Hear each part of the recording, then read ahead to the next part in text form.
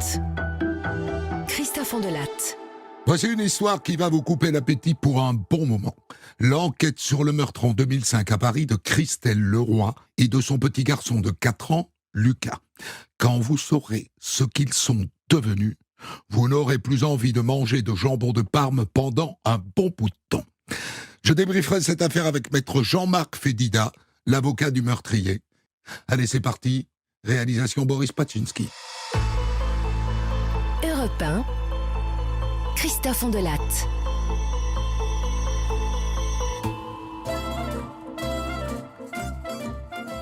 Je suppose que vous avez de bonnes adresses dans un marché près de chez vous. Un bon marchand de fruits et légumes, un bon marchand de fromage, un bon boucher charcutier, ou un bon traiteur italien peut-être, qui vend de bonnes pâtes fraîches, du jambon de Parme, de la mortadelle, de bonnes escalopes de veau milanaises. C'est bon ça, hein? Eh bien, j'ai le regret de vous annoncer que cette histoire va vous couper le goût pour la cuisine italienne pendant quelque temps.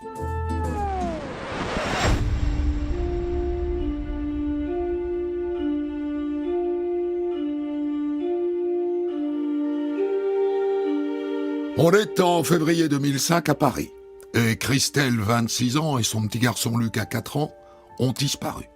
Christelle devait déposer son fils chez sa grand-mère pour les vacances. La mamie a attendu toute la journée. Pas de nouvelles. Elle l'a appelé 100 fois sur son portable. Pas de réponse. Alors le soir venu, elle va voir la police. Enfin madame, on va pas déclencher un plan hors sec à chaque fois que quelqu'un disparaît. Oui, je sais, mais là quand même, elle est avec son petit garçon. Eh ben, ils ont peut-être improvisé des vacances. Mais je vous dis que le petit devait venir en vacances chez moi. Vous l'avez appelé sur son portable? Ben oui, plein de fois. Elle répond pas. Ah ben, elle a peut-être oublié son chargeur. Donc, je ne peux pas porter plainte pour disparition. Ça me paraît un peu prématuré, madame. Vous pouvez faire ce qu'on appelle une main courante, et puis on va laisser passer un peu de temps. Hein, et s'il n'y a pas de nouveau, ben, vous reviendrez nous voir.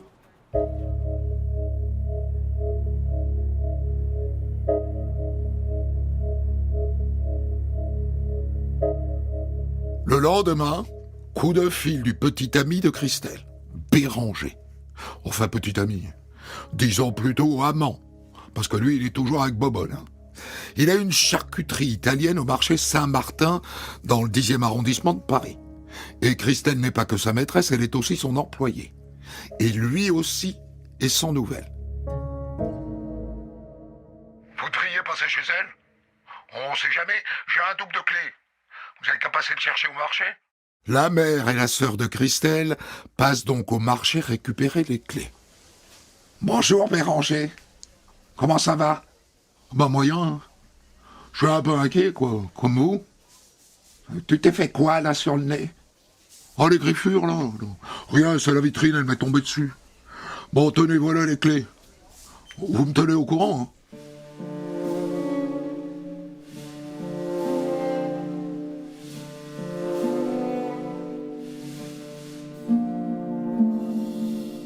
Quelques minutes plus tard, voici donc la mère et la sœur dans l'appartement de Christelle et de son fils Lucas. Elles n'en reviennent pas. Tout est là. Ses sacs, ses valises, son manteau, ses chaussures. Elle n'est pas partie en vacances. Il y a même ses cigarettes sur la table. Accro comme elle est, elle n'a pas pu partir sans ses clopes. Elle aurait pu éventuellement oublier tout le reste, mais pas les clopes. Et le pompon, c'est qu'il manque le chien chéri du petit Lucas, et que la laisse est posée là. Les deux femmes décident de retourner au commissariat. Vous ne voudriez pas venir voir l'appartement, s'il vous plaît? On est vraiment inquiets. Les flics font un geste, ils acceptent d'aller y faire un tour. Mais bon, ils ne voient rien d'anormal. Au revoir, mesdames.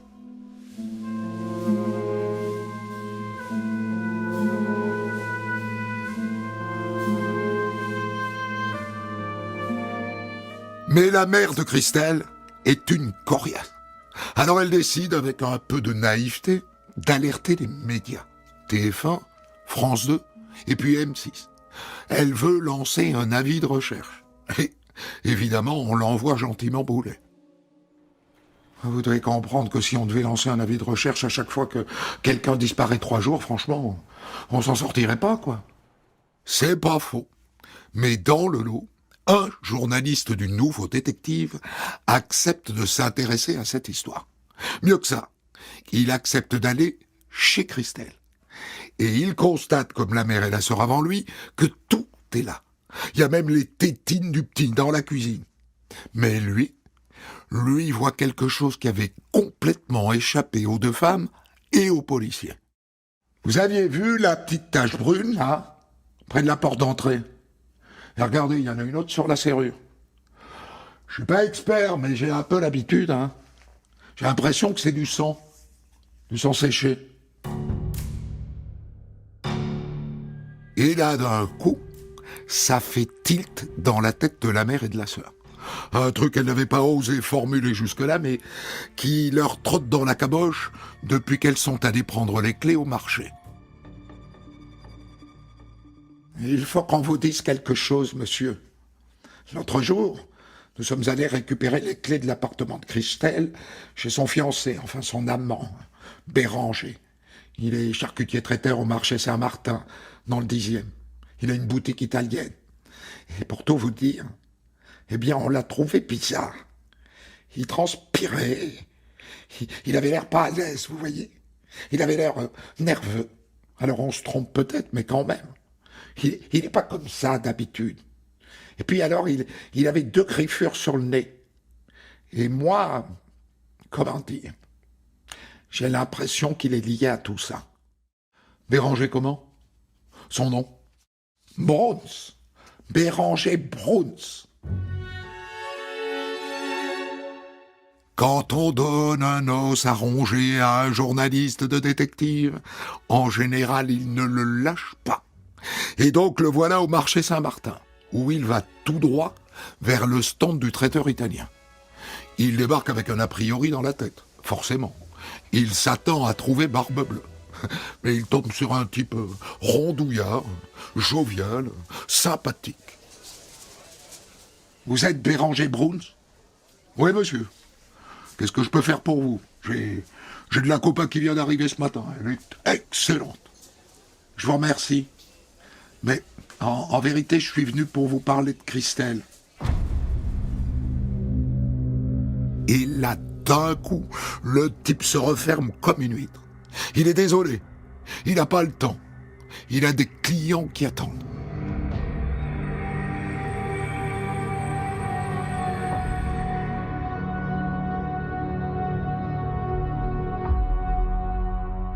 Évidemment, la maman de Christelle prévient immédiatement la police de la présence dans l'appartement de ces taches qui pourraient être du sang. 3 techniciens de la scientifique déboulent. Au début, ils trouvent les taches trop petites. Ils n'ont pas du tout l'air convaincus d'être sur une scène de crime. Et puis les voilà qui parcourent le mur. Et regarde, il y en a une autre ici. Là. Et là, regarde. Encore une autre. Et maintenant, ils parlent à voix basse. Et l'un d'eux répétant en boucle. C'est pas bon. C'est pas bon du tout, ça. Pas bon du tout. Et la mère leur parle tout de suite de Béranger Bruns et de ses doutes sur lui. Ni une ni deux, les policiers filent au marché Saint-Martin. Bonjour, monsieur. Police. Nous travaillons sur la disparition de Christelle Leroy. Ah bon, d'accord. Alors, qu'est-ce que vous voulez savoir? Ben, la dernière fois que vous l'avez vue, c'était quand? Dimanche. On a fermé la boutique du marché vers 14h. Et je l'ai ramenée chez elle. Rien de particulier à nous signaler concernant cette matinée de dimanche. Non, on s'est engueulé, comme ça arrive souvent entre nous, hein, parce que le matin, elle était arrivée en retard. Voilà. Et puis, moi, j'ai pas de nouvelles, hein. Les flics ne lui disent pas un mot des traces de sang dans l'appartement, ni des griffures sur son tarin. Le lendemain matin, Béranger Bruns appelle la mère de Christelle. Lui aussi voudrait jeter un coup d'œil à l'appartement. Alors elle lui donne rendez-vous sur place. Et quand il arrive, elle y va direct. Regarde-moi. Regarde-moi en face, Béranger. Regarde-moi. T'aurais pas fait du mal à Christelle et à Lucas quand même. Moi non, pourquoi tu dis ça? Enfin, tu sais, depuis qu'elle est partie, je suis comme toi. Je suis complètement retourné. J'arrête pas de pleurer. Arrête de penser que j'y suis pour quelque chose. La mère se dit qu'il a l'air sincère. Elle a été maladroite. Elle s'en veut. Elle aurait pas dû lui parler comme ça. Bon, il faut quand même que je vous dise quelque chose. Mais ça me pèse. Ça me pèse parce que je ne voudrais pas que vous en concluiez que Christelle est pour quelque chose dans sa disparition.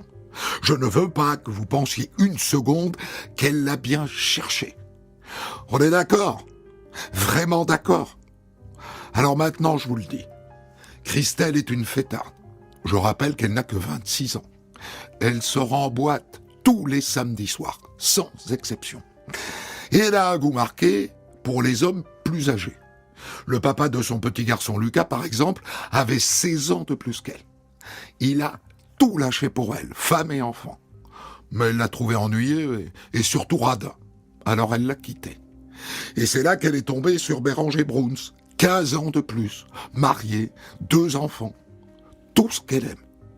Au début, c'était son patron. Et très vite, c'est devenu son amant. Et rien de tout ça n'a échappé aux commerçants du marché Saint-Martin, qui ne se gênent pas pour le raconter aux policiers. Oh ben, au début, elle faisait que travailler pour lui, puis... Bon, nous, on l'a vu qu'il commençait à s'asseoir sur ses genoux, lui, il l'a peloté, et tout ça, devant tout le monde, hein. Mais il est marié, monsieur Bruns, non? Ah oui, je vous confirme. Hein. On la voit, madame Bruns. Elle passe de temps en temps. À mon avis, elle est parfaitement au parfum de ce qui se passait entre son mari et Christelle, hein. Mais honnêtement, bon, ça n'avait pas l'air de la déranger. Voilà, c'est dit. Mais j'y tiens. Ça n'est pas parce qu'elle aime sortir en boîte, ça n'est pas parce qu'elle aime les vioques, ça n'est pas parce qu'elle est gérontophile qu'elle mérite ce qui lui est arrivé.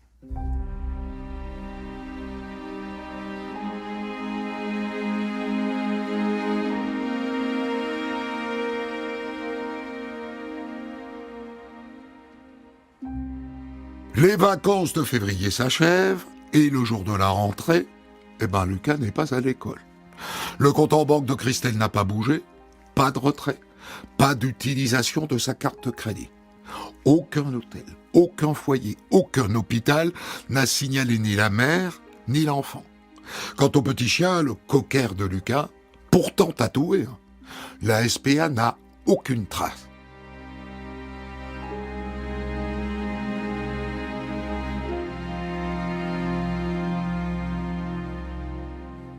À ce stade, les policiers n'ont qu'une piste. Béranger Bruns. Les policiers décident de retourner le voir. Et il se montre plus bavard que la première fois. Moi, pour vous dire, moi j'ai ma petite idée de pourquoi elle est partie, Christelle. Elle aime l'argent, Christelle. Et elle dépense plus qu'elle gagne. Alors moi, bien sûr, je lui ai payé des trucs, normal. J'ai aussi prêté de l'argent. Et puis au bout d'un moment, ça a commencé à me déplaire, quoi. Et je lui ai dit, comme elle est fière, Christelle, à mon avis, c'est ça qui s'est passé. Elle a voulu prendre ses distances avec moi, mais elle reviendra. Hein. Elle revient toujours, vous verrez. Parce que moi, je l'aime. Hein. Je suis amoureux. Hein. Et elle le sait. Ok. Et maintenant, puisqu'on en est à tout poser sur la table, parlons de vous, monsieur Bruns. Il paraît que vous êtes très colérique, et ça n'a pas échappé aux commerçants des boutiques voisines. Un jour, vous n'allez pas le croire, il a carrément giflé une cliente. Franchement, c'était la honte. Et alors, avec les autres commerçants, le nombre de fois où il s'est pris la tête, au point d'ailleurs qu'il a reçu une mise en garde du responsable du marché. Hein. Il est très impulsif, Béranger, beaucoup trop impulsif. D'accord, mais bon...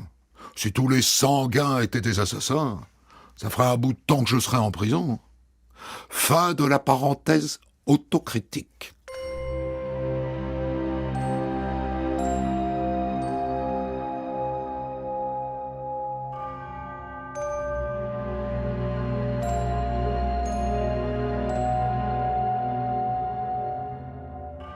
Ça fait un mois que cette enquête est menée par la brigade en charge des personnes disparues.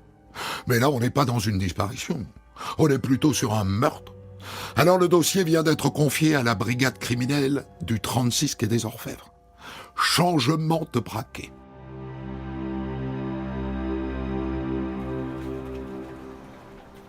Bon, j'ai fait remonter sa téléphonie. Béranger Bruns nous a dit qu'il la dépose chez elle rue Lucien Sampé à 14h, on est d'accord? Et qu'il l'a pas revue depuis. Eh bien, son téléphone bouge à nouveau dans la soirée. Et où borne-t-il, d'après toi? Chez lui? Exactement. 22h15, le téléphone de Christelle Leroy est près de chez lui. Donc il ment. Et donc, Bruns est plus suspect que jamais.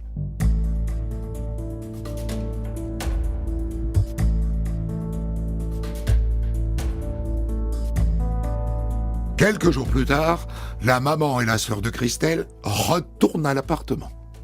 Et à peine arrivées en bas de l'immeuble, méga surprise.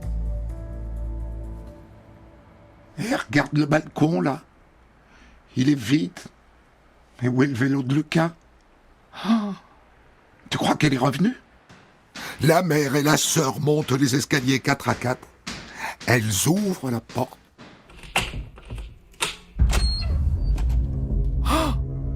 Mais qu'est-ce qui s'est passé? L'appart est vide, complètement vide. Pas un meuble, pas un objet, prêt à être reloué. Et renseignement pris, c'est Béranger Bruns qui l'a vidé. C'est le propriétaire qui m'a appelé. Il m'a dit qu'il voulait le relouer, alors je l'ai vidé, quoi. Mais j'ai tout gardé, rassurez-vous.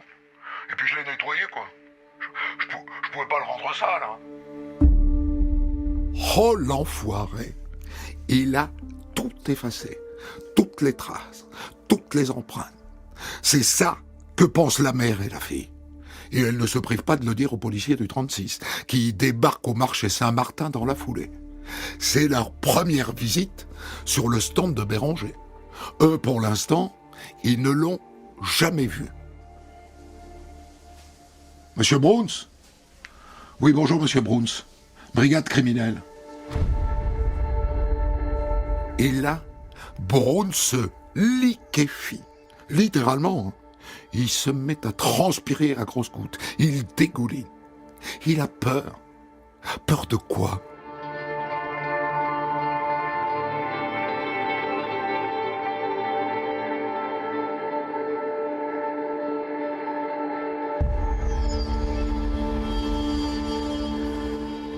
Les flics lui demandent de leur montrer le garage où il a entreposé les affaires de Christelle. Ils y vont, ils leur ouvrent et ils se mettent à fouiller.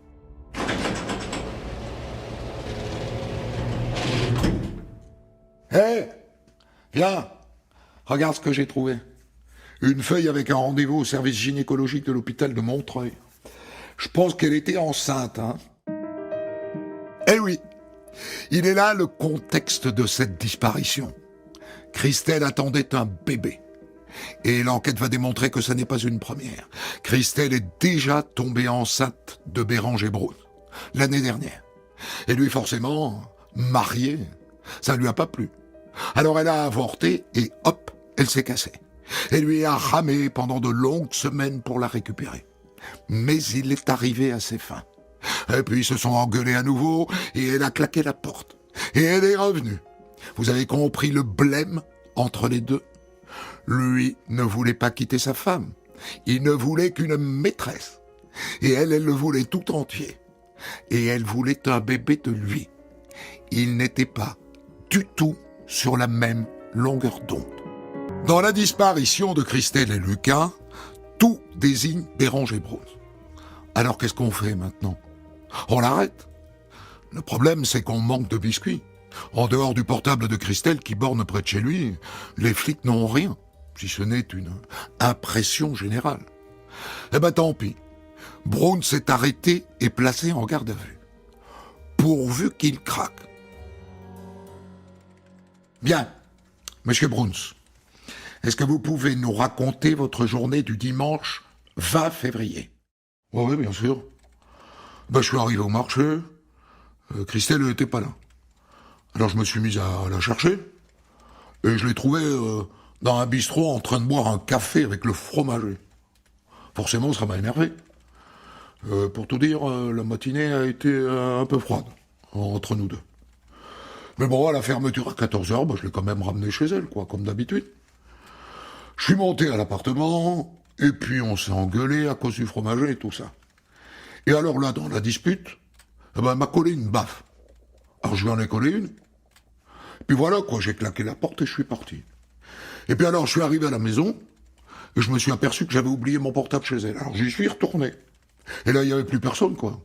Ils étaient partis tous les deux. Et alors, en cherchant mon téléphone, j'ai vu de toutes petites gouttes de sang. Je me suis dit, tiens, c'est Lucas qui s'est blessé. Alors, moi, j'ai nettoyé, et après, je suis parti. Et c'est là que les policiers décident de lui parler du portable de Christelle qui borne près de chez lui après la disparition. Ça le déstabilise beaucoup, beaucoup. Et sans doute qu'il a compris que c'était fini. Alors il se lance. En fait, vous retrouverez pas les corps. Je les ai étranglés tous les deux, Christelle et Lucas. Et après, je les ai découpés.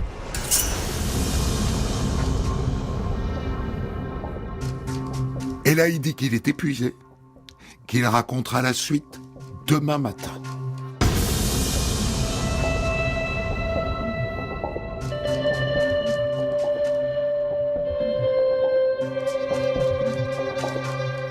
Après une nuit en cellule, revoilà Béranger Bruns devant les flics du 36. Et maintenant, ils veulent tous les détails. Tous. Et le robinet à parole se remet en marche. Quand on est arrivé chez elle, elle s'est énervée, elle m'a giflé. Puis Lucas est arrivé à ce moment-là. Et puis j'en ai collé une lui aussi, quoi. Et alors il est allé se réfugier dans la chambre. Il saignait. C'est pour ça qu'il y avait des gouttes.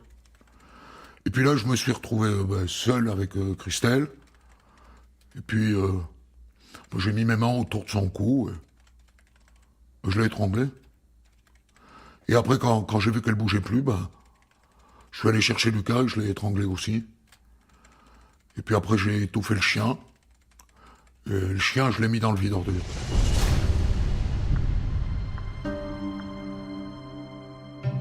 Et là, il raconte que le soir, il a mis les corps dans des sacs poubelles, qu'il a mis les sacs dans le coffre de son 4x4, qu'il est allé au marché Saint-Martin, qu'il a porté les 2 corps jusque dans son arrière-boutique, qu'il a enfilé un tablier, et qu'en bon professionnel de la charcuterie, il a découpé les cadavres en morceaux.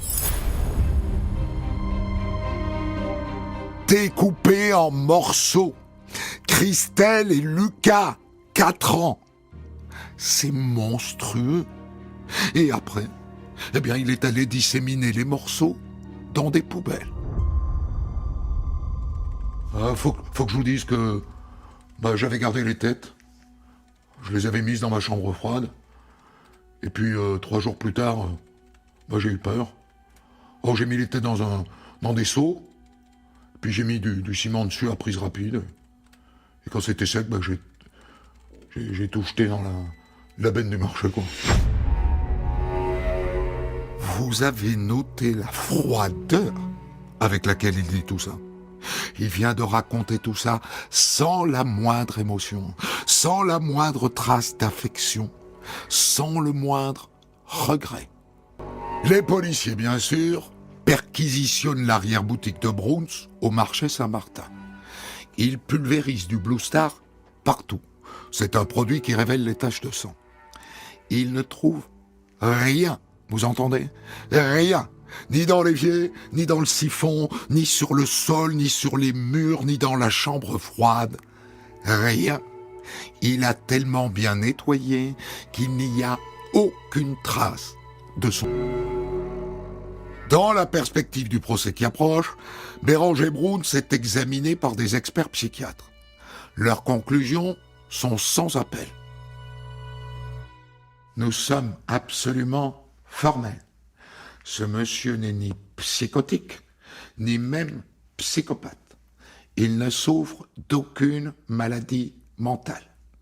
C'est un homme, je dirais, normal, qui a perdu ses repères de conscience au moment où la victime lui met une gifle. C'est quelqu'un qui est capable d'accumuler de petites contrariétés et d'exploser d'un coup.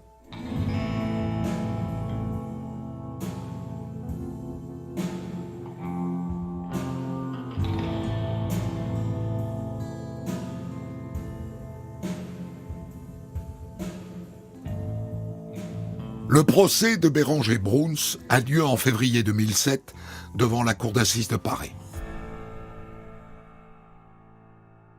Est-ce que vous pouvez nous dire, monsieur Bruns, dans quelles circonstances est-ce que vous avez tué madame Leroy? Bah, c'est qu'elle était capricieuse, hein, Christelle, quand même. Enfin, avec elle, je savais plus sur quel pied danser. Et alors, ce qui a tout déclenché, ben, c'est la gifle. Moi, je suis un homme. On me gifle pas, un homme. C'est une histoire de fierté, de dignité, quoi. Et voilà. Je me suis mis à serrer son cou. J'étais dans une espèce de furie, quoi. Mais dans ce cas, monsieur Bruns, pourquoi avoir tué aussi le petit Lucas? Le petit, il était là, quoi, au mauvais moment, c'est tout. Et le pire, c'est que quand on lui demande de raconter, il veut donner tous les détails. Comment il a coupé les articulations, comment il a découpé les têtes. Non mais vous n'allez tout de même pas nous raconter en combien de morceaux vous les avez découpés, monsieur Bruns. La femme de Bruns vient à la barre. La personne qui a fait ça, je la connais pas. Mon mari n'était pas lui-même. Mais je tiens à vous dire que je le lâcherai pas. Hein? Je vais pas te laisser tomber, chérie. Hein? Je serai le rocher sur lequel tu pourras t'accrocher. D'accord, mon chéri? L'avocat général réclame la réclusion à perpétuité. La tâche de l'avocat de Bruns, maître Fédida, n'est pas facile. Je pense que sommeille en chacun d'entre nous un Béranger Bruns. Une personne normale, qui travaille, qui élève ses enfants, qui est courageuse dans son existence et qui, un jour, se retrouve dans une situation telle que l'émotion la submerge et ses mécanismes de défense s'effondrent.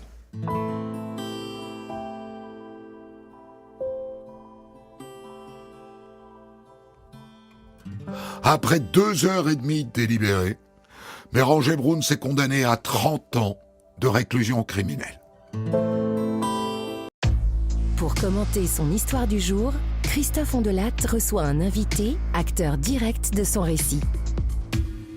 Je vous ai raconté l'enquête sur le meurtre en 2005 à Paris de Christelle Leroy et de son petit garçon de 4 ans, Lucas. Ils ont été tués par l'amant de Christelle, qui était aussi son employeur, un charcutier italien du marché Saint-Martin à Paris, qui s'appelle Béranger Bruns. Il les a découpés en morceaux dans l'arrière-cuisine de son marché. Et c'est avec son avocat, maître Jean-Marc Fédida, grande voix du barreau de Paris, que je débriefe cette histoire. Et je vous propose de partir de votre plaidoirie. Je pense que sommeille en chacun d'entre nous un Béranger Bruns, une personne normale, qui un jour se retrouve dans une situation telle que l'émotion la submerge et que ce mécanisme de défense s'effondre. Vous pensez sincèrement ça? Je pense que ce que j'ai plaidé à l'époque, je le plaiderai encore aujourd'hui, et enrichi par 25 ans d'expérience judiciaire depuis le procès, 25 ans ou près, en tout cas 20 ans, l'expérience que je peux avoir n'a fait qu'enrichir cette certitude que quelqu'un que personne n'est à l'abri à un moment donné d'une pulsion criminelle, et que cette pulsion criminelle, elle est beaucoup plus répandue qu'on ne le pense dans nos sociétés policées. Donc oui, je leur plaiderai encore, peut-être moins bien, peut-être mieux, je n'en sais rien. En tout cas, cette argumentation n'a pas laissé insensibles les jurés, puisque sur des réquisitions de réclusion criminelle à perpétuité, les jurés ont décidé de sauver la vie de Béranger Bruns en lui donnant la perspective un jour de pouvoir être réinséré dans la société. Mais ça peut excuser tous les meurtres, ça, finalement. Le coup Non, le coup de la colère qui dégénère. vous savez, un avocat n'est pas là pour excuser. Un avocat, et ça n'est pas là pour faire un coup, comme vous le dites, un avocat est là pour donner et livrer quelle est sa conviction. Comprendre les choses, ça n'est pas les excuser. Comprendre les choses, c'est en tout cas leur donner un sens qui permet de mieux juger. Juger, ce n'est pas excuser. Juger, ce n'est pas punir seulement. Juger, c'est avant tout comprendre. Et si on fait abstraction du fait que Béranger Bruns était effectivement un père modèle, était effectivement un mari modèle, était quelqu'un qui avait construit sa vie, en tout cas sa vie professionnelle, sur la base de valeurs qui sont les valeurs que nous partageons tous, qui est celle de l'effort, celle du mérite, celle du travail. À partir du moment où on a cette conviction-là, on cherche ce qui, dans un parcours d'un homme qui est ordinaire, mais est un homme qui, jusqu'à présent, jusqu'au moment des faits, n'a jamais enfreint la loi. Qu'est-ce qui s'est passé à ce moment-là? Ça n'est pas faire injure à la justice que de lui demander de comprendre. Ça n'est pas faire injure à l'intelligence d'une demi-douzaine de jurés que de leur demander de juger en connaissance de cause. Alors c'est pas un coup, comme vous le dites. Le coup, c'est trop vulgaire. C'est simplement donner à comprendre ce qui s'est passé depuis l'endroit où on se trouve, c'est-à-dire celui de la défense. Mais alors, si c'est pas un coup, mais une colère qui dégénère, il n'est pas obligé de tuer Lucas. Il n'est pas obligé d'étouffer le chien.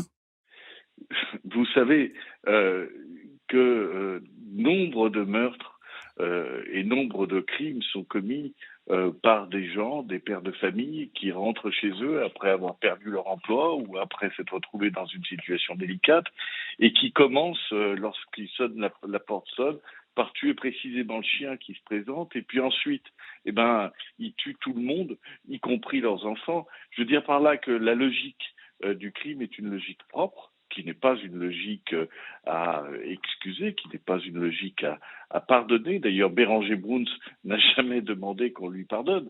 Il a, au contraire, fait face à sa responsabilité pénale avec une certaine forme de courage. Parce que lorsque vous évoquez l'audience d'assises, oui, Béranger Bruns a raconté ce qu'il avait fait dans le menu, mais pas sans émotion. Il l'a fait pour une raison simple, qui, à mon avis, dans votre récit, est passée un petit peu inaperçue, qui est que la relation qu'il avait avec cette jeune femme, avec Christelle, était une relation profondément passionnelle. Alors, ça n'excuse rien, bien entendu, mais on ne peut pas gommer ça. Cette relation passionnelle explique pourquoi également quelqu'un qui est marié, qui n'a pas d'autres aventures, qui a élevé ses enfants, qui se lève le matin à 4 heures pour aller à Rungis, à un moment donné, se trouve face à une situation à laquelle il n'a pas de solution. Il n'a pas de solution et la seule solution qu'il a se présente à elle est la plus atroce d'entre elles. On a la trace, maître Fédida, dans cette histoire d'un mobile, et pour le coup, du mobile d'un assassinat, c'est-à-dire d'un meurtre avec préméditation. C'est le bébé qui allait naître et, en quelque sorte, contrecarrer son plan de faire cohabiter sa femme et sa maîtresse. C'est-à-dire que Christelle a déjà avorté d'un enfant de lui, et l'hypothèse, c'est qu'elle ne recommencera pas, qu'elle imposera ce bébé, et que lui n'en veut pas, et que la seule issue, c'est de la tuer. C'est pas exactement comme ça que les choses se passent, à mon avis. La cohabitation que vous évoquez est une cohabitation non dite. La question qui se pose, à mon avis, lorsqu'on reconstitue le dossier de mémoire, c'est que c'était l'anniversaire la veille de Béranger Bruns. Et Christelle avait préparé de quoi accueillir l'homme dont elle était amoureuse. Et Béranger Bruns avait pris l'engagement de venir passer cette soirée-là avec Christelle. Or, il ne se présente pas la veille parce que son épouse a préparé un anniversaire surprise avec ses amis. Il ne se présente pas à cette petite fête préparée par Christelle. Et lorsqu'il la croise le lendemain matin, elle est évidemment furieuse, ce qui est son droit le plus strict, sa déception est énorme, et c'est à ce moment-là que se crée une forme de conflit entre Béranger et Christelle, conflit qui va atteindre son sommet lors de la scène que vous avez racontée, c'est-à-dire lors de la scène de l'échange de gifles. Et c'est à ce moment-là que Béranger Bruns perd ses repères et commet ce qui est le plus atroce. Donc, je dirais moins que ce qui a déclenché ces faits, c'est pas tant cette histoire de maternité que c'est ce conflit qui existait à ce moment-là, qui faisait que Béranger Bruns était passionnément amoureux, c'est une évidence, de Christelle, et que en même temps, Christelle avait une revendication légitime pour une femme amoureuse également, qui était de pouvoir passer du temps avec l'homme qu'elle aimait, et cet homme était écartelé entre sa famille et celle qui avait son affection. Donc, ce conflit-là était un conflit impossible à gérer pour Béranger Bruns. Lui qui était fils d'un père qui avait quitté sa mère, lui qui avait été élevé précisément par cette mère courageuse mais toute seule, tout ça est remonté à la surface à ce moment-là et a créé la petite étincelle qui, sur la souffrance et le souffre, a suffi à déchaîner la violence. Alors les psychologues et psychiatres disent qu'il n'est pas psychotique, et ils disent aussi qu'il n'est pas psychopathe. Et quand même on a un doute, parce que faut beaucoup quand même de froideur pour étrangler une femme, et puis ensuite un petit garçon, pour étouffer le chien, pour découper les corps en morceaux, pour aller jeter tout ça dans les poubelles, et pour raconter tout ça froidement aux policiers. Il le raconte sans affect. Est-ce que cet homme n'est pas en vérité un psychopathe? Alors, d'abord, c'est totalement inexact qu'il l'ait raconté sans affect. Les procès-verbaux sont nécessairement froids, et la retranscription des procès-verbaux était froid. Même ni vous ni moi n'étiez en garde à vue lorsque Béranger Bruns a décidé de lui-même, sans autre incitation que, effectivement, ce bornage téléphonique, de raconter cette terrible histoire. Par conséquent, c'est un peu rapide, pardonnez-moi, de dire qu'il a été totalement froid. S'il a raconté l'ensemble des faits, puis qu'il a persisté sans se rétracter devant le juge d'instruction, puis qu'il a répondu au-delà de ce qui était nécessaire au président de la cour d'assises, c'est pas parce que c'est un psychopathe, c'est parce qu'il était dans une démarche qui était une démarche consistant à être, je sais, le terme va être un peu choquant, alors mettez-le dans la bouche d'un avocat, c'est parce qu'il a choisi d'être honnête dans son aveu. Oui, c'est choquant, qu'il n'a pas triché avec son aveu, il n'a pas fait du demi-aveu, il a dit l'intégralité des choses qu'il avait faites et qu'il avait réalisées. Alors effectivement, de l'extérieur, ça donne une expression d'horreur, mais lorsqu'on côtoie la personne, on a le sentiment que lorsqu'il a dit qu'il devait la vérité à la famille de Christelle et de Lucas, lorsqu'il a dit qu'il avait l'intégralité de la vérité, eh bien, on a ouvert une vanne qui n'a pas pu s'éteindre. Alors, mais attendez, Maître Fédida, il y a des tas de choses dans ce que vous dites que chacun peut comprendre, et moi le premier.